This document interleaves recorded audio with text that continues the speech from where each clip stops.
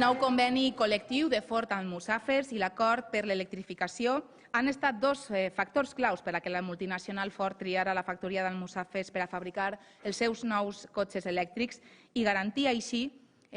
així la continuïtat de la planta. En aquesta decisió ha sigut fonamental la signatura del nou conveni col·lectiu que inclou un acord per l'electrificació i que també regula les relacions laborals fins a l'any 2026, així com el Pla d'Igualtat entre dones i homes, un acord de teletreball i una jornada flexible.